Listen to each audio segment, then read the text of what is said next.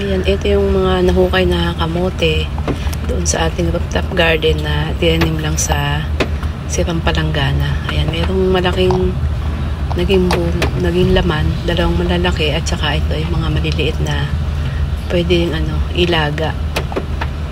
Ayan. Ayan, dyan siya nakatanim sa palanggana na yan, sa palangganang malaki. Tapos ang katabi niya, ito mga kangkong. So ito na yung dalawang pirasong kamote na itinira ko na gagawin natin kamote Q. Ito yung malalaki. So ayan, dyan lang po muna kayo. Sama-sama po ulit tayo. Wala pong iwanan hanggang sa dulo. Ayan, babalatan na po natin ang ating kamote. Ang ganda ng laman niya. Puti. Napakaputi ng laman.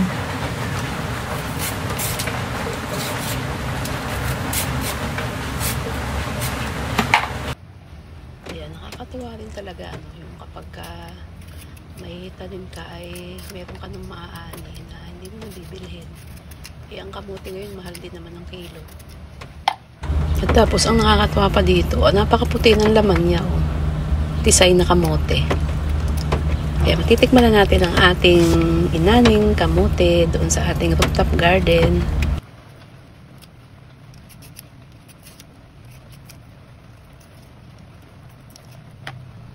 Yan, nabalatan ko na tong isa. Dito na lang siguro yung gawin kong putol. Yung siya, pabilog-bilog. Bilog-bilog na putol niya. Pwede rin namang pa-strips.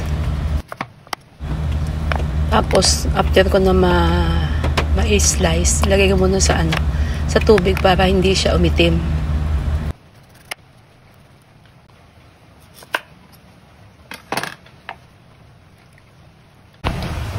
So, ayan, yung isang pirasong kamote lang pala ay napakarami na.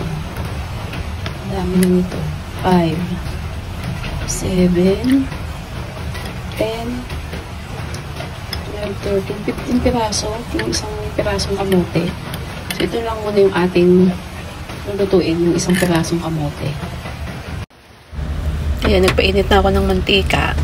At ipiprito muna natin yung ating mga kamote.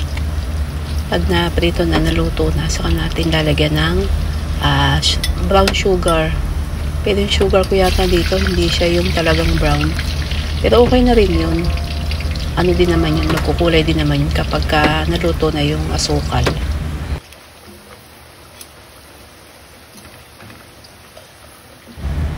Ayan, balik na rin na natin dahil luto na yung kabilang part.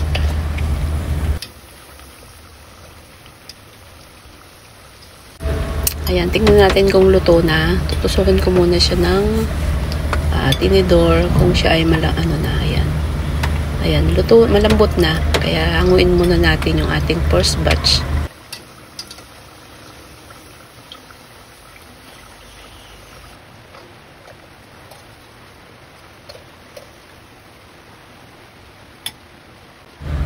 Yan, lagay na lang ulit natin yung ating pang second batch ng mga kamote. At ito na yung huling ating nalutong kamote. Lalagyan na natin ng asukal.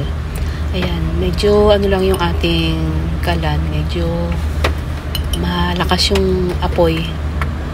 Ayan, habang niluluto yung ating asukal, hindi muna natin siya babaligtarin.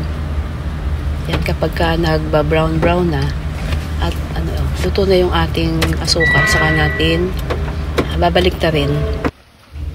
Ayan, tingnan lang yung niya, kung kumakapit na yung asukal. Pag kumakapit na yung asukal, yun na yung pwede na natin siyang baliktarin naman. So, sa pagluluto nito, yung dapat, lubog sa mantika. Pero, nanghihinayang kasi ako sa, mantika. At saka, ayoko din ng, yung masyadong oily. Kaya, konti lang yung cooking oil na nilagay ko. Kasi lang naman, pangkain lang naman sa bahay. Ayan, nagba-brown na yung sugar, naluluto na. Kaya, ayan, pwede na siyang baliktarin. Ayan, kumakapit na yung asukal doon sa kamote.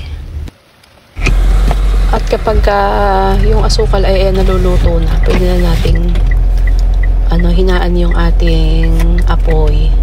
Ayan, para hindi naman masunog yung asukal pagka malakas yung apoy.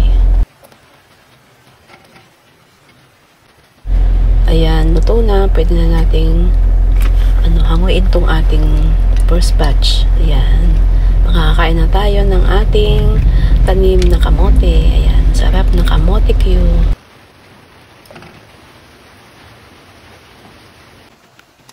Ayan, luto ng ating kamote Q. Ayan, konti lang yung asukal niya.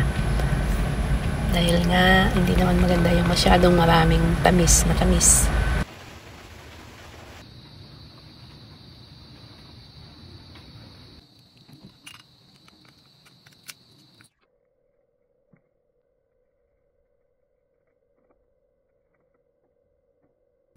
Ayan, pwede rin nating ilagay sa stick. Ayan, kagaya dun sa pagbibili tayo ng tinda ng kamote. Di ba nakalagay sa stick?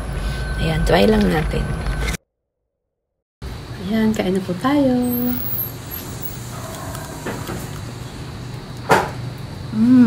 Napakaano niya, yung masarap dahil crunchy siya. So, ayan, dito ko na po i-end ang aking video. Maraming salamat po sa inyong pagsama ngayong araw na to sa mga sumilip na padaan sa ating munting channel. Thank you so much. Bye! Ingat po tayo lahat. God bless us all and keep safe, everyone!